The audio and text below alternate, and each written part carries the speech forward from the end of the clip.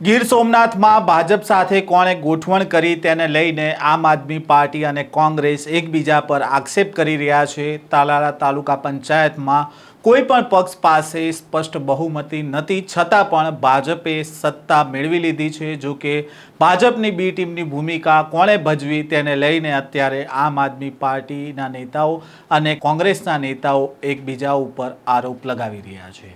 શું છે આ સમગ્ર મામલો, વાત કરીશું આ વિડીયોમાં। વૈષ્ણવજન તો તેને કહીએ જે પીડ પરાઈ જાનાને રે। નમસ્કાર, નવજીવન ન્યૂઝમાં આપનું સ્વાગત છે। હું છું જયંત દાફડા। ગીર સોમનાથમાં તાલાલા તાલુકા પંચાયતમાં પ્રમુખ ઉપપ્રમુખ પદની ચૂંટણીમાં ભાજપે સત્તા હાંસલ કરી લીધા બાદ વિરોધી પક્ષમાં આંતરિક મતભેદ ઊભો થયો છે। આમ આદમી પાર્ટી દ્વારા કોંગ્રેસને ભાજપની બી ટીમ ગણાવવામાં આવતા સ્થાનિક રાજકારણમાં ગરમાવો આવ્યો છે। તાલુકા પંચાયતમાં કોઈ પણ પક્ષને સ્પષ્ટ બહુમતી ન હતી।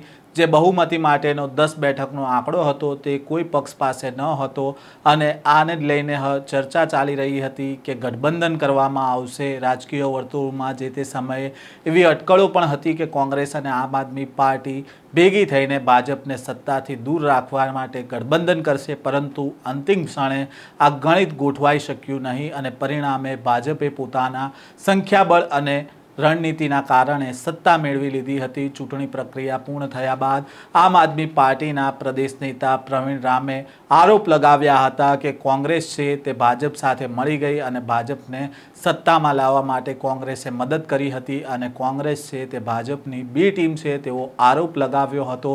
જો કે આના જવાબમાં હવે સોમનાથ જિલ્લાના કોંગ્રેસ પ્રમુખ પૂજા વંશે પત્રકાર પરિષદ બોલાવીને આ મામલાને લઈને શું ખુલાસો કર્યો છે તે પણ સાંભળો।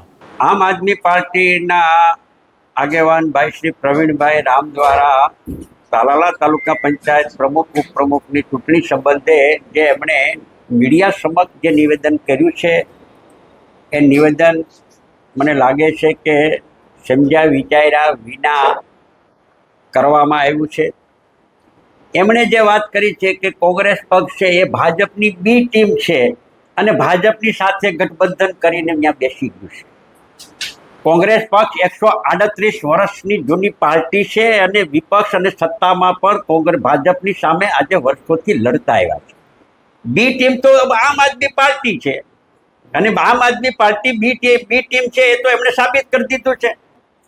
જાહેર જીવનમાં ક્યારેક કોઈ પરિસ્થિતિ નિર્માણ થતી હોય ને જનાદેશ છે એ સ્પષ્ટ ના આવે તો સ્વાભાવિક રીતે જે પાર્ટીઓ ચૂંટાણી હોય અને મુખ્ય પાર્ટી સત્તામાં બેઠી હોય એ પાર્ટીને સત્તામાં ના આવવા દેવા માટેની ચર્ચાઓ સ્વાભાવિક રીતે થતી હોય એમ આમ આદમી પાર્ટી અને કોંગ્રેસ પક્ષ વચ્ચે ચર્ચાઓ થઈ છે અને એ ચર્ચાઓની અંદર જે થઈ છે એમણે જે ફોર્મ્યુલા આપી એ ફોર્મ્યુલા કોંગ્રેસને અનુકૂળ નથી અને કોંગ્રેસ પક્ષને જે ફોર્મ્યુલા રજૂ કરી હતી એ ફોર્મ્યુલા જે છે એ પ્રમાણે એમની વાત નહોતી। એમણે એવું બહુ સ્પષ્ટપણે એવું કીધું હતું કે ભાઈ આમ આદમી પાર્ટીના 7 સભ્યો ચૂંટાયેલા છે અને અમે કોઈ એક સભ્યોને લઈ આવીએ, કોંગ્રેસમાંથી નહીં, કોંગ્રેસના તો 2 જ છે અને એ સલામત હતા અને અમે એક સભ્ય લઈ આવીએ તો કોને લઈ આવીએ તો કે આ ભાઈ ભાજપમાંથી।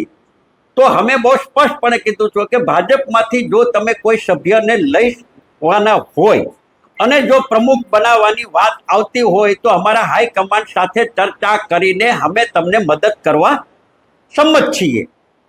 આ વાત ચોક્કસપણે કરી છે કોંગ્રેસે। હવે એ લોકો પછી આ લઈ આવવાની જવાબદારી એમની હતી। હવે એ લોકો ન લઈ આવ્યા તો અમારા ઉમેદવારે તો ફોર્મ ભરેલું જ હતું। વાસ્તવિક રીતે કોંગ્રેસ પક્ષ જે છે એ ભાજપની બી ટીમ નથી। તો કોંગ્રેસ પોતાના સિદ્ધાંતો ઉપર ચાલતી હોય છે અને ત્યાર પછી જો સત્તા ન મળે અને કોંગ્રેસ કે સમર્થન ના આપ્યું અને પછી એમ કેવું કે કોંગ્રેસ તો ભાજપની બી ટીમ છે, એક એવું મને લાગે છે કે કોઈ પણ સંજોગોની અંદર વ્યાજબી અને ઉચિત નથી। પ્રવીણભાઈ રામે પણ સમજવું જોઈએ। કોંગ્રેસના નેતાએ દાવો કર્યો છે કે આમ આદમી પાર્ટીના નેતાએ કોંગ્રેસ સમક્ષ પ્રસ્તાવ મૂક્યો હતો, જો કે તેઓ ભાજપના એક સભ્યને પોતાની તરફ ખેંચી શકે તો કોંગ્રેસ તેમને ટેકો આપશે તેવું વચન પણ આપવામાં આવ્યું હતું, પરંતુ આમ આદમી પાર્ટીના આ વ્યૂહરચનામાં નિષ્ફળ રહી હતી અને અંતિમ તબક્કે આમના પ્રભારી દ્વારા સ્પષ્ટ સંદેશ આપવામાં આવ્યો હતો કે પ્રદેશ પ્રમુખ ઈશુદાન ગઢવીના માર્ગદર્શન હેઠળ તાલાલા તાલુકા પંચાયતમાં વિપક્ષ તરીકે બેસવાની રણનીતિ અપનાવવાની છે। જો કે હાલ આ મામલાને લઈને આમ આદમી પાર્ટી અને કોંગ્રેસના નેતાઓ વચ્ચેની વાતચીતનો એક કથિત ઓડિયો પણ વાયરલ થયો છે। હારું એ તમારો કોઈ સભ્ય ગેરહાજર છે? નહીં મીડિયા વાળાનો ફોન આવે છે। પેલા તો અમને અમારાનું કીધું કે તમારો ભાજપ ભેગો વયો ગયો, અમારા બે સભ્ય અહીં પહોંચી ગયા છે અમારા પંચાયત। બધા અહીંયા છે, શું છે ડિસિઝન હાથે આવ્યું હતા છે? અહીં છે, એમાં નથી આગળ પાડ જો મહામંત્રી ઈશુદાનભાઈ ને બધાયના લઈ લીધા, પણ આ એગ્રી નથી કે વિપક્ષમાં બેહો। બરાબર છે। હમ. અમને તો એવો મેસેજ આવ્યા છે કે અમિતભાઈ નો ફોન હતો, આપણે અમિતભાઈ ઠુમર ની વાત ચાલુ હતી, અમે એના બધી રીતના અમે પેલું કર્યું, પણ હવે અમને જ ઉપરથી આ રીતનું કીધું છે આદેશ। હું મેસેજ આવ્યો? કે એ ગોઠવાઈ ગયું છે એમ। નહીં એ શક્યતા જરાય નથી હવે તો એમ ઓકે ઓકે ઠીક છે। એમને સપોર્ટ લોય તો ઓલામાં ને બધું થાય, બાકી તો હવે એ તો પૂરું થયું, પૂર્ણ વિરામ આવી ગઈ વાત ઉપર ભાઈજી। Okay okay okay okay Congress નેતા પૂજા વંશે કહ્યું છે કે કોંગ્રેસ દેશની દાયકાઓની જૂની વિચારધારાત્મક પાર્ટી છે અને ક્યારેય ભાજપની બી ટીમ બની શકે નહીં। વળતો પ્રહાર કરતા તેમણે કહ્યું કે ગુજરાત અને પંજાબની જનતા સારી રીતે જાણે છે કે હકીકતમાં આમ આદમી પાર્ટી અનેક પ્રસંગોમાં ભાજપને પરોક્ષ લાભ પહોંચાડતા આવી છે અને તાલુકા પંચાયત પર ભાજપના કબજા બાદ હવે વિપક્ષો દ્વારા એકબીજા પર આક્ષેપ કરવામાં આવી રહ્યા છે, તો બીજી બાજુ ભાજપ દ્વારા બહુમતી ન હોવા છતાં પણ સત્તા મેળવી લેવામાં આવી છે। આ પ્રકારના સમાચાર અહેવાલ સાથે ફરી મળીશું। નવજીવન ન્યૂઝ સાથે જોડાયેલા રહેજો।